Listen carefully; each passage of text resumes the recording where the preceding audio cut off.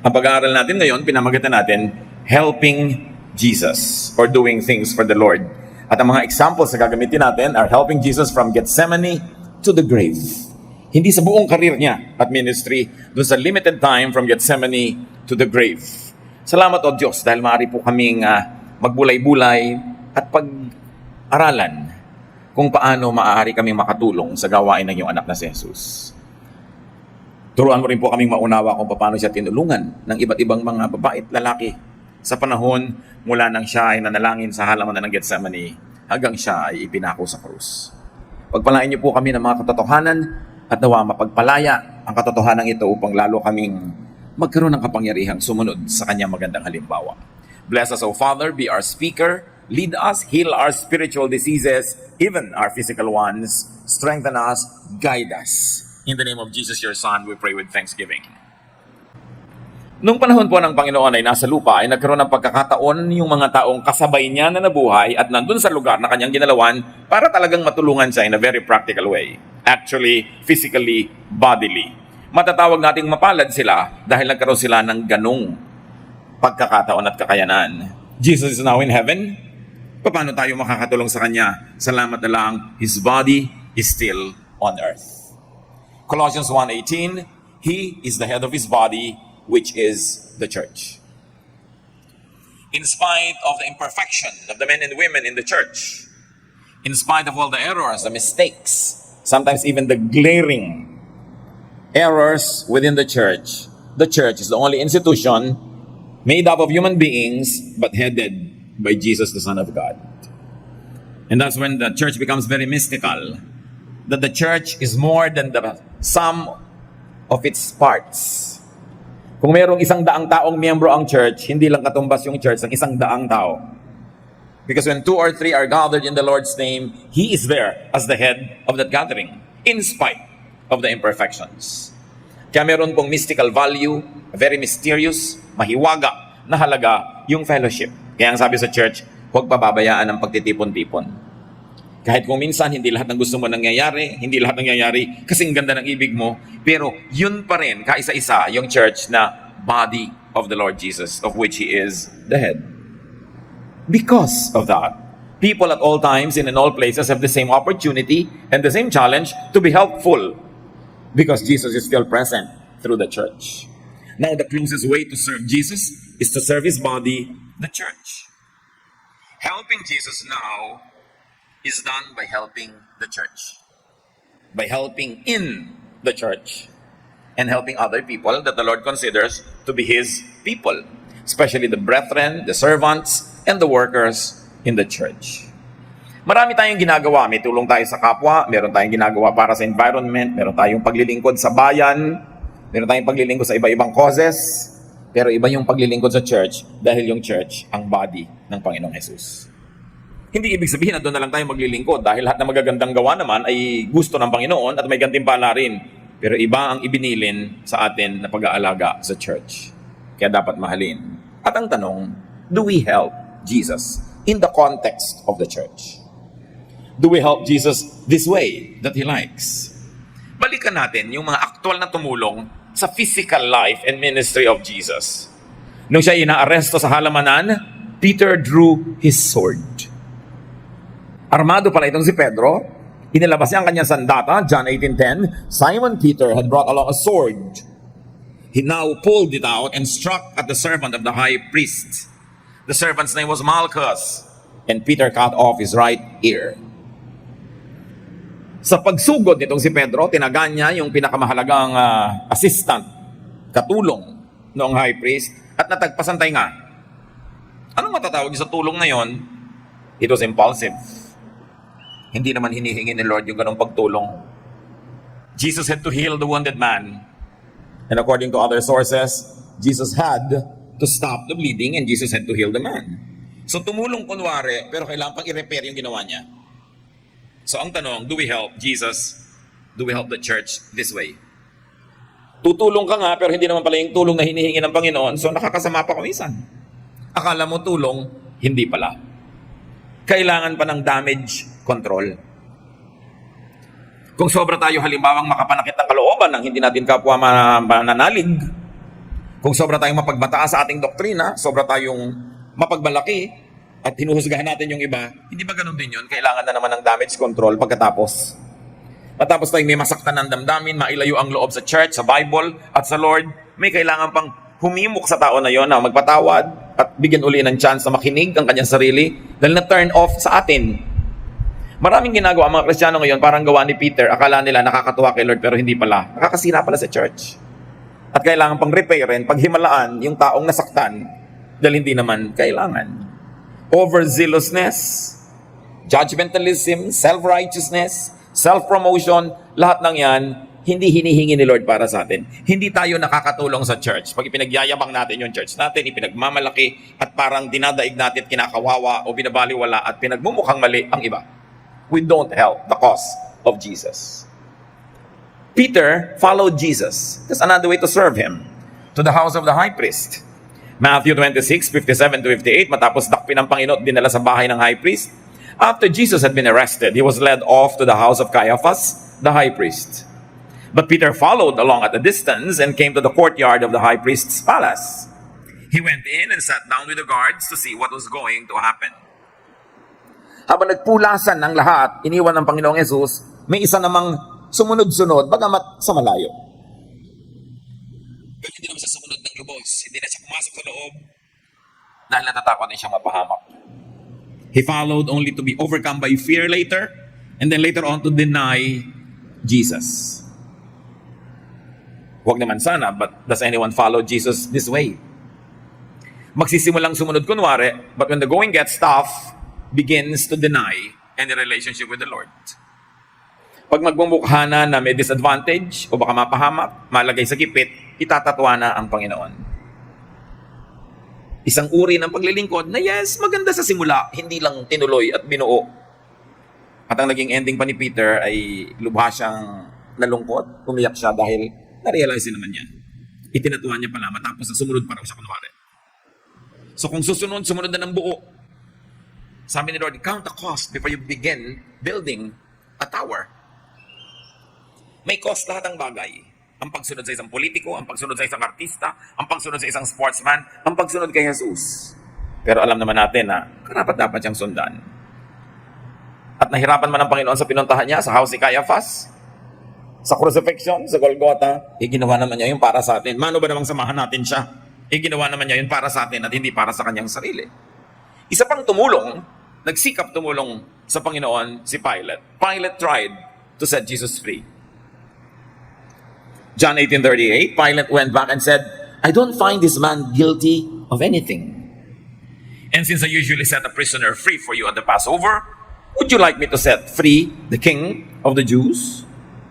Sinikap ni Pilate dahil alam niya hindi naman masamang tao yung si Jesus.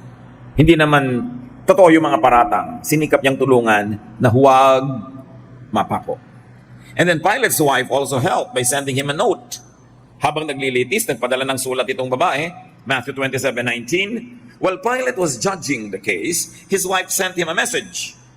It said, don't have anything to do with that innocent man. I have had nightmares because of him. In Luke 23:13-17, Pilate called together the chief priests, the leaders, and the people. He told them, this man doesn't deserve to be put to death.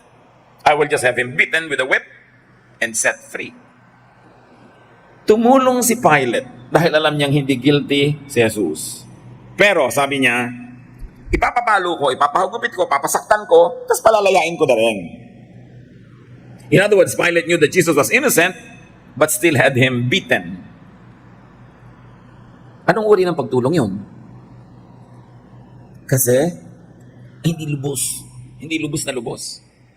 Pilate was thinking of doing the right thing to set Jesus free, and at the same time, to save himself from the political trouble that might happen if the people had a riot.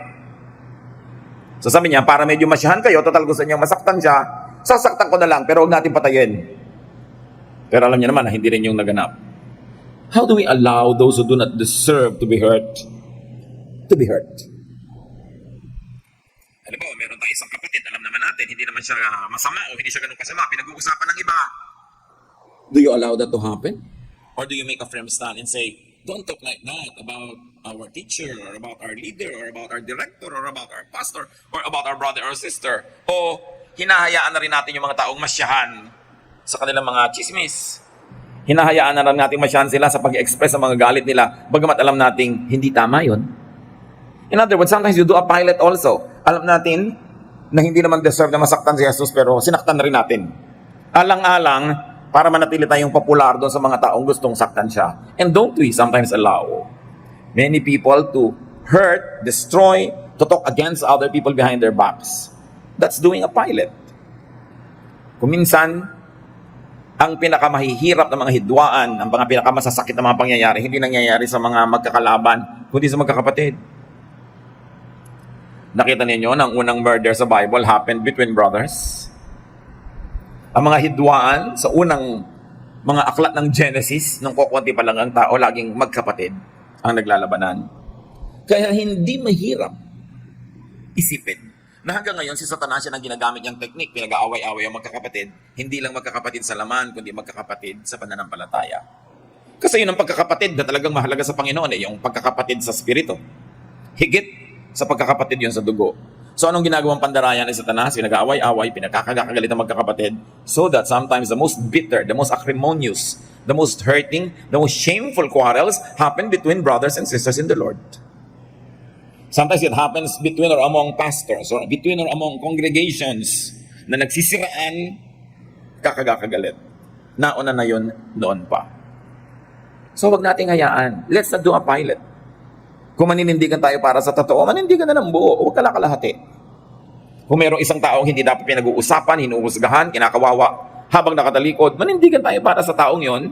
At huwag tayo lagi ng parang kakandidato na gusto natin maging popular. Ang mahalaga, naninindigan tayo para sa tama, sa matuwid, sa mabait, sa mabuti. Mayroon pang tumulong kay Jesus. Of all people, yung mga sundalo, na binigyan ng assignment na siya isamahan hanggang Golgotha, at tiyaking mamamatay siya doon. Ipako siya. Soldiers made Simon from Cyrene carry the cross. Luke 32:26. As Jesus was being led away, some soldiers grabbed hold of a man from Cyrene named Simon. He was coming in from the fields, but they put the cross on him and made him carry it behind Jesus. Matapos bugbugin, saktan, sugatan ng mga kawal si Jesus, alam nila sobrang mahina na. Magdamag ang paglilitis, walang pagkain, walang inumin, sobrang pahirap sa espiritu, sa emosyon, sa katawan. So, nung papasanin na yung krus, inilabas na siya mula doon sa bahay na pinaghatulan at dadalhin na doon sa bundok ng Kalbaryo, at least part of that very difficult walk, may bigla silang isang hinablot na taong walang kamalay-malay, nandun lang, galing sa pagtatrabaho sa bukid, at sa kanya ipinabuhat yung krus. At least tinulungan nila si Jesus. They helped Jesus, but made someone else do the work. Tinulungan daw, hindi naman sila yung nagbuhat. Di ba maraming ganyan sa church? Kailangan natin magkaroon ng teacher sa Sunday school. Sister, I volunteer you. Tumutulong, pero hindi sila yung nahihirapan. Ibang-volunteer ng iba. Naku, kailangan natin bumili ng sound system. Sister, di ba mayaman ka? Mag-donate ka. Kunwari may conviction to be helpful, pero iba yung i-assign. Well, you can understand the Roman soldiers because their task was to keep the peace. Hindi nila pwedeng bitawan ang kanilang armas. So, understandable, hindi nila pwedeng buhatin yung krus. Katulad kung may mga halimbawa, mga people who are being protected by their bodyguards, be they personages that are in danger from political enemies or just in danger from crazy people who like to harm them sometimes, hindi ka pwede makikipag-picture doon sa celebrity pagkatapos yung bodyguard niya pakukuhanin mo ng picture. Hindi ka pagbibigyan. Sabi mo pa, ang suplado mo ng bodyguard, nagpapakuha lang ko, ayaw pang pukuha. Hindi nila trabahong kumuha ng picture kasi ang trabaho nila, bantayan yung kanilang binabantayan. Kaya dapat inuunawa yon. So we can understand these soldiers na gusto nilang tulungan si Jesus pero hindi sila yung tumulong. Pero hindi tayo yung mga soldiers na yan. Tayo ngayon ay mga taga-church. Pag meron bang dapat gawin, ikaw mismo yung gumagawa o hinahayaan mo na lang iba ang gumawa? Nagmamaang-maangan ka na lang ba? Bahala na lang sila. Tapos ikaw pa yung magkikriticize kumisan. It can happen. It's amazing how we can unearth a lot of lessons just from the people who helped Jesus. Because right now, people are still helping Jesus when they help the church. when they help in the context of the ministry of the church, and yet the same types of helping are still alive. Now, another person, of course, who helped Jesus was Simon. Simon from Cyrene carried the cross for Jesus. At kung minsan nangyayari sa atin yan, tayo talaga ang nagpapasan nung pasanin ni Jesus. Can you imagine this man was named, and even the place where he came from was named, and from eternity to eternity, he is remembered. Not because he is the Savior, not because he died on the cross and lived again, but because even for just a moment, even for just a few steps, he carried the cross for Jesus. Surely we can do the same. Pagka yung mga gustong mahalin ni Jesus ay minahal natin, yung mga gusto niyang patawarin ay pinatawad natin, yung gusto niyang turuan ay tinuruan natin, yung gusto niyang bigyan ng pag-asa ay binigyan natin ng pag-asa, yung gusto niyang tanggapin dahil outcast ay tinanggap natin. Aren't we carrying the cross of Jesus? So sa halip na gumawa kayo ng physical cross at pasanin niyo sa mga lansangan, walang value yon. Dahil hindi na kailangan ulitin yun eh. Pero ang value nandun sa spiritual na application noon.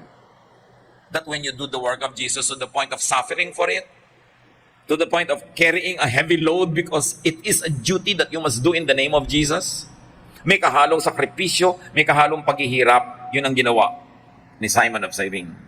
Matthew 27:32, on the way they met a man from Cyrene named Simon, and they forced him to carry Jesus' cross. Siya pa nga pinilit lang, pero mas maganda kung tayo, hindi na kailangan pilitin. Nagbo-volunteer ka. Sabi ni Lord, whatever you do to the least of this, you do for me. Eh di lalo na kung if you do it for His body, the church. How are we like Simon? Sometimes you're only compelled to help at the beginning, and then at the end, you realize it's a good thing to do, and now you begin to do it on your own because it's good to do. Kung minsan, pipilitan ka lang na magbait-baitan, magbuti-butihan, kunwari magbago ng buhay, pero mamaya nakikita mo rin yung ganda nung tinutuloy mo na. And you carry the cross of Jesus. Ang gandang halimbawa, this Simon never realized that his name would be immortalized in Scripture.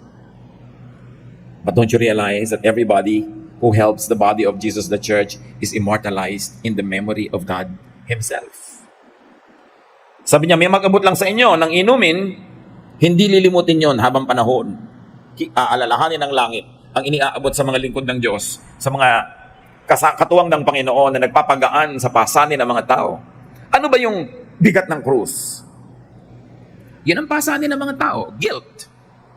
So when you help somebody overcome guilt by teaching them about the salvation and the forgiveness of Jesus, you actually carry their cross for them. Ang mga pabigat sa buhay ng tao, mga fear. So pag tinuruan mo sila ng buong linaw, nagtiwala sila sa Diyos at nawala o kaya yung malaki ang natanggal sa kanilang mga fears, sa kanilang mga phobia, sa kanilang mga kung ano-anong imahinasyong nagpapahirap ng guni-guni, you actually carry the cross for that person. Shame. When people are so ashamed of their past, so ashamed of themselves, and you make them realize the acceptance that Jesus has prepared for them. And their shame is covered by the blood of Jesus, and they get dressed by the righteousness of God, you actually carry the cross. So kung ikaw ay Bible study teacher, preacher, singer, o ikaw ang nag-imbita sa mga tao, ikaw ang naghanda ng merienda habang may Bible study, it's a teamwork. Kahit hindi ikaw yung frontliner, lahat kayo nagtutulong-tulong to carry the cross of Jesus. Ang lagi lang natin itinatanong, may ginagawa ba naman ako para makatulong-tulong? O lagi na lang ba ako yung bisita? Ako na lang yung sinusuyo? Ako yung binibigyan ng libreng Bible, libreng ganito, puro libre. Pero pag manonood ng sining, walang kwenta, nagbabayad. Nagpapagaan ba ako o kasama ko sa pagpapabigat? Pag may problema ba yung church, yung mga kapatiran, may mga gulo, nakakadagdag ba ako sa gulo o pag sumali ako ay nababawasan ng gulo, therefore I carry the weight of the cross. Napakagandang kwento. He's one of my favorite characters. Wala siyang kabalak na maging bayani. At hindi naman talaga siya nag-astang bayani. Ibig sabihin lang nun, any one of us can be like Simon. Hindi mo inaakala na magagamit ka sa isang napakadakilang paraan maski sa ilang konting hakbang lang. Pero yung hakbang na yon ang nagtugtong mula doon sa kaya ni Jesus hanggang sa hindi niya kaya, inilampas doon hanggang kaya na niya uli at naipako siya. Maiksing bahagi lang. Pero kung wala yon, putol ang kwento. So dapat tayo rin yung mga kapatid, yung we stand in the gap between points A and B. Yung hindi na kaya ni Jesus hanggang makaya na niya ulit, nakapagpahinga na siya, titindig ka doon. Pag may mga kapatiran tayo, hindi na nila kaya ang problema nila. Wala silang pampaaral sa anak nila ngayong SEM. Kaya mo naman bigyan. Di ngayong SEM. Next SEM, meron na uli sila. You just stood in the gap. May alit ng point A person at saka B person. Pero you stood in the gap. Napag-ayos mo sila, napagkasundo mo, you did stand in the gap even for just a while. But they could not have crossed from point A to point B without your help. And this is the significance of Simon. And the nice thing about this Simon who just came from the fields, not expecting anything, is that it could happen to any one of us. Bukas lang dapat ang ating isip. Handa tayong gawin kung biglang ipinakita ng pagkakataon na ito na yung pagkakataong tumulong para dugtungan yung naputol. Ano man yon. May mga tumulong pa kay Lord, the weeping women and the crowds that followed him. Luke 32, 27 to 31, a large crowd was following Jesus, and in the crowd, a lot of women were crying and weeping for him. Tanong, ano naman ang naitulong nung nag-iiyak? Pakikiramay. This is what I call the ministry of presence. Hindi ka naman nakabuhat ng krus, hindi mo naman sinanggahan yung hampas para sa katawan mo lumatay, hindi ka naman nagpapako, pero nakatulong ka just by being there. Nakaka-encourage. Yan yung ministry natin. Pag meron tayong mga kaibigang may mahal sa buhay na nasa ospital, sinasamahan natin sa pagbabantay, at lalo na nag-aambag tayo ng konti sa gastos kung hindi niya kaya yung gastos. The ministry of helps. Napakaraming umalipusta, humamak sa Panginoong Yesus nung araw na yon. The weeping of these women, the following of this crowd was so important to give balance to the very sad reality that many people deserted him. The disciples deserted him. They were nowhere to be found. But these women were weeping. And that was the ministry of presence. Ang ganda ng salita sa atin yan sa Tagalog, pakikiramay. Wala ka naman talagang magagawa para bawasan yung sakit. Hindi mo na pwedeng ilagay sa sarili mong katawan. Pero nahahati ang sakit dahil nandun ka at katuwang. Pag nakikiramay tayo sa mga taong nahihirapan, kahit pa kasalanan nila kaya sila nahirapan, hindi naman tayo dapat judge. You divide the person's sorrow by being there. You are doing this ministry of presence. Very crucial. Paano tayo makikiramay kay Jesus? Pag nakikiramay tayo sa mga taong mahal niya na nangangailangan ng damay. Later, the women went to the tomb to anoint the body. So hindi lang pakikiramay sa pag-iyak, mayroong practical help. Dadala nila ng mga spices para linisin yung katawan na hindi na asikasong linisin dahil nung inilibing ay nagmamadali dahil gabi na ng Sabat, hindi na pwede magtrabaho. Luke 23, 55 to 56. The women who had come with Jesus from Galilee followed Joseph and watched how Jesus' body was placed in the tomb. That was Joseph of Arimathea. Then they went to prepare some sweet-smelling spices for his burial. Inalam ng mga babaeng ito kung saan nailibing si Jesus para matapos ang Sabat ay pwede na nilang dalhan ng mga spices na ayon sa kanilang kaugalian ng paglilibing. Para mga kapatid ni Jose Rizal, na nung si Rizal ay binaril sa Bagong Bayan, hindi ginamit ng mga Kastila yung ataul na ipinadala ng pamilya ni Rizal. Hindi nila sinabi kung saan ililibing at basta nilang nila inihulog sa isang hukay na walang marka, nothing. Ayaw nilang malaman kung saan inilibing si Rizal. At ang mga kapatid ni Jose Rizal, sinuyod ang lahat ng libingan para malaman nila kung saan nilibing. At nalaman nila. Kaya nung nanalo ang ating himagsikan laban sa mga Kastila, kaya lang sa kasuyang palad, dumating ang mga Amerikano at sinakop naman tayo, nung panahon na yon, hinukay nila yung libingan at nakuha pa nila yung ilang bungo at ilang mga bahagi ng kalansay na siya namang inilagay ngayon sa ilalim ng monumento sa Luneta. Women, brave enough to look for the graves where very unpopular heroes of their time were buried. Matitibay ang mga loob. Maganda ang mga ministry ng kababaihan. Akala natin lagi na lang silang iyakin, lagi na lang mahina ang loob. Kung tutuusin, sa Biblia makikita mong pinakamatitibay ang mga loob para mga Pilipina. May ministry ang women. Lalong-lalo kung titigilan ng ministry of chismis. At mag-concentrate sa ministry of presence, ministry of help, ministry of bravery. Dapat din i-redeem, bawiin yung negative impression about women na pinauso ng marami. Na mahilig magchismisan, magkagulo, etc., etc. That these biblical women, they meant to really follow Jesus.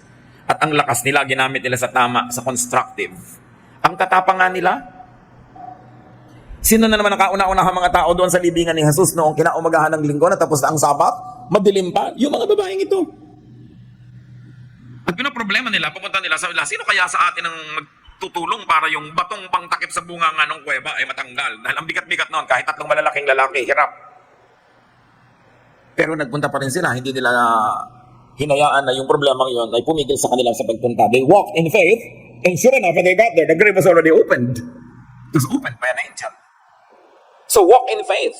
Do what you can. Bring what you can and let God do the rest. Matthew 28, 8-10. The women were frightened and yet very happy as they heard from the tomb and ran to tell the disciples. Suddenly Jesus met them and greeted them. They went near him, held on to his feet, and worshipped him. Then Jesus said, "Don't be afraid. Tell my followers to go to Galilee. They will see me there." Nagulat ang mga babaeng ito na pagdating nila sa libingan, bukas na ang libingan at wala na doon ang katawan at may anghel na nagsabi sa kanila, "Sinong hinahanap nyo? Si Jesus taga Nazareth? Wala siya rito. Bumangon na siya." Kaya sila'y nagkakandarapang bumalik doon sa mga lalaking wala doon sa libingan nung oras na yon. At sinalubong sila ng Panginoong Jesus at nagpakita sa kanila at nagpakilala. Mga babae ang unang-unang nakaalam na ang Panginoong Jesus ay bumangon mula sa kamatayan. Mga babae ang unang-unang nakakita sa risen Christ. At mga babae ang kauna-unahang sumamba sa risen Christ. Napakagandang ministry. Kitang-kita ang pagpapahalaga ng Panginoong Jesus sa kababaihan, which of course the other disciples and other Christian leaders later tried to control and tried to overcome. Pero kung si Jesus ang pagbabatayan, ang pagpapahalaga niya sa babae at pagbibigay ng ministry, napakalinaw. At alam naman natin kung sino dapat natin pakinggan at sundin, si Jesus. Everyone else in the Bible was just human, but Jesus is divine, the Son of God. And you get the cue from Jesus to give important ministries to women. In fact, the women were the first to serve as messengers of the risen Christ. Sila ang ginamit ng Panginoong Jesus para pasabihan yung mga lalaking disciple na walang kamuang-muang maging nung sandaling yun. Kaya sila ang nagsabi. Pagkatapos ngayon, may mga nagbabawal sa mga babaeng maging preacher, maging teacher. Samantalang si Jesus mismo, yun ang unang-una niyang inutusan na magturo tungkol sa kanyang pagkabuhay na muli. You've got to differentiate where you get authority. Is it from Jesus, from other human beings, from prophets, from apostles? Iba-ibang authority nun. Of course, the highest authority is the authority of the Lord Jesus himself. And if you want to understand God, you want to have a clear view of God, look at Jesus, not at other religious leaders. So do we serve like these women? Kahit hindi kinakaya, kahit hindi nila kayang buksan yung bato, pumunta pa rin sila. Kaya pinagbukas naman sila ng anghel. You do what you can do, you let God do what you cannot do. But the important thing is you get to the end of the rope and say, this is up to where I can do what I could do. Dapat sinasagad natin ang kaya natin gawin, huwag natin problemahin yung lampas sa sagad. Kasi ang Diyos na ang magtutuloy. Ang mahalaga, makarating ka kung saan ka sagad. Hindi ang layo-layo pa, tumitigil ka na dahil natatakot kang hindi mo makaya. How are we like them? Eager messengers and teachers, helpers of Jesus. Meron pang isang maganda ang tulong na ginawa sa Panginoon. One criminal acknowledged, recognized, and believed in Jesus. Luke 23:40-43. But the other criminal told the first one off, "Don't you fear God? Aren't you getting the same punishment as this man? We got what was coming to us, but he didn't do anything wrong." Then he said to Jesus, "Remember me when you come into power." So yung isang kapwa niya kriminal, nangangantsaw pa kay Jesus. Nagsasalita pa ng pangit at masakit. At sabi niya, hindi ka ba natatakot sa Diyos? Alam naman natin, tayong dalawa, deserve natin to. Pero si Jesus, he doesn't deserve this. How do we become like him? That we acknowledge Jesus even in front of people who don't want to acknowledge him, to correct their mistakes and malicious words about Jesus, and then to openly accept Jesus in front of those who don't believe in him. That was a help in the ministry of Jesus. Sa harap mismo ng lahat ng nandun, na nagkakaisa-isa para hiyain si Jesus, this criminal on the cross acknowledged his faith in Jesus and even rebuked his fellow criminal who was saying bad things about Jesus? Do we just keep quiet when truth is being assaulted? Do we suppress our own faith and our expression of it when unfriendly audiences are present? This man was very good. That's why up to now, we're talking about him. Ginawa niya ang tama. Bihira lang sa buhay ng isang tao na meron siyang napakalinaw na pagpili na pwedeng gawin kung pipili siya ng tama o mali. Huwag nating aaksayahin yung ating pagkakataon kung dumating ito. When you are presented with the rare opportunity to stand up for what is right, do not waste that opportunity. And then there was another man who tried to help Jesus. In fact, it was very helpful. A man who tried to give Jesus some anesthesia. Alam niyo yung mga pinapako, sobrang hirap yan. So bilang charity, gesture of humanitarian concern, may mga mumurahing alak na hinahaluan nila ng mga sari-saring abdo ng hayop, kung ano-ano mga timpla, para pagka pumasok sa iyong bibig na inom mo, mabangag ka, malasing, at hindi mo naman sobrang maramdaman yung sakit.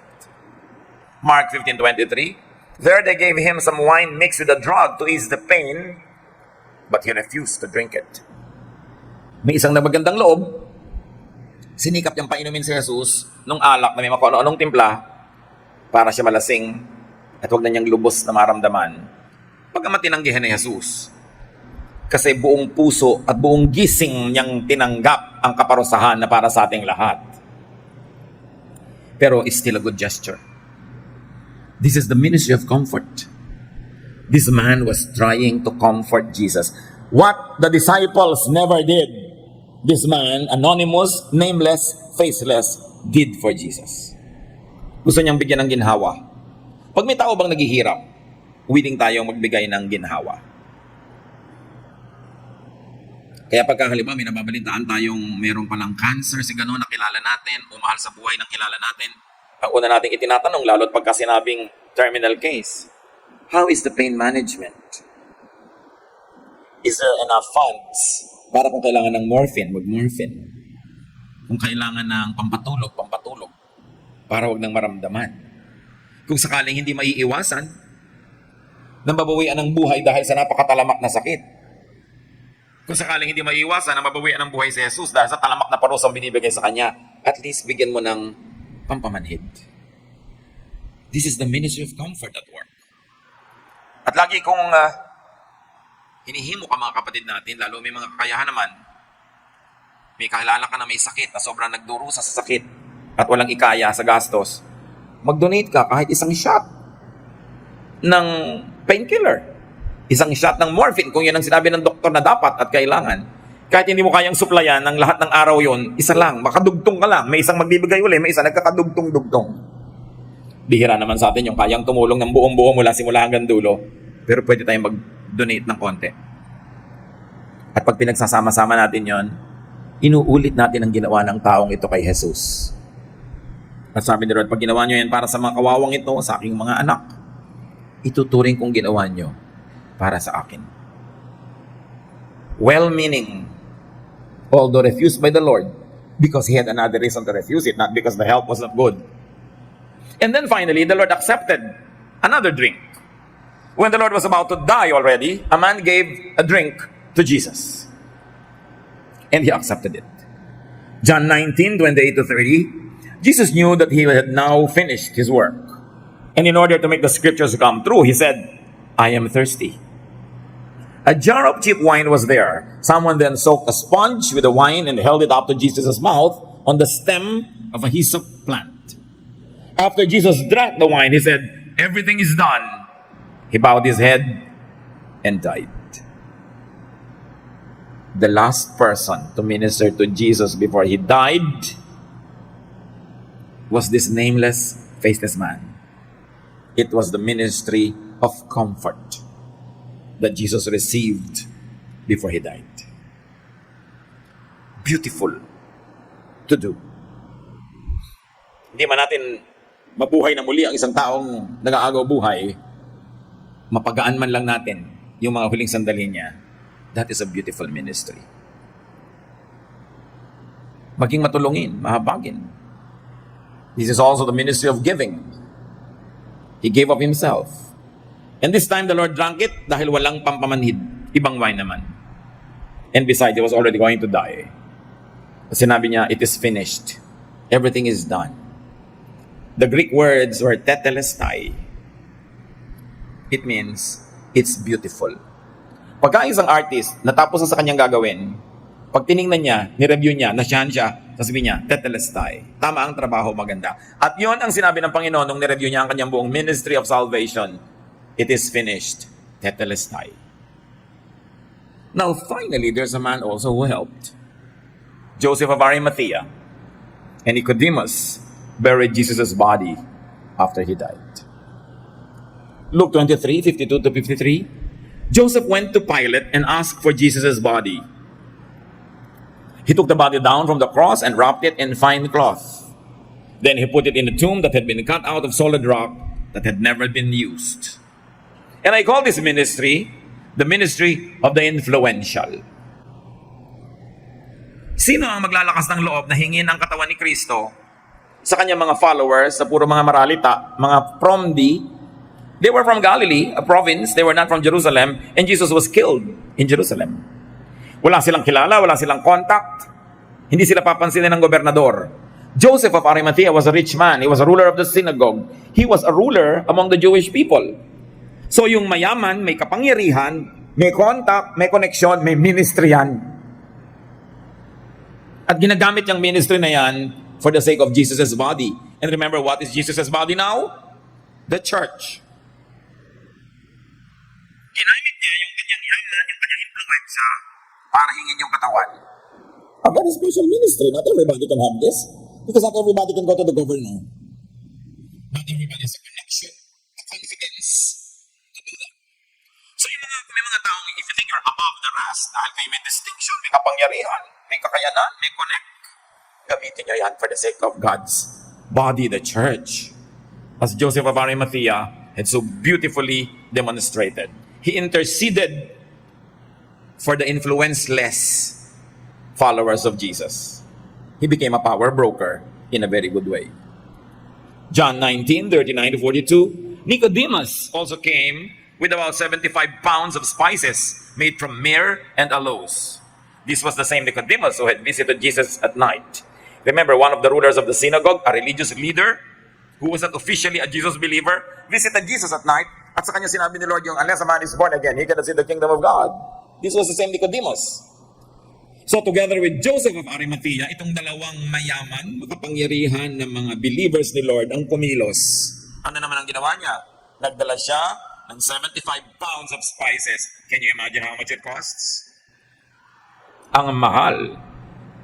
Pero to honor the Lord Jesus, to abide by tradition, to preserve the body from needless, immediate decay according to their science and their practice, he brought a lot of spices.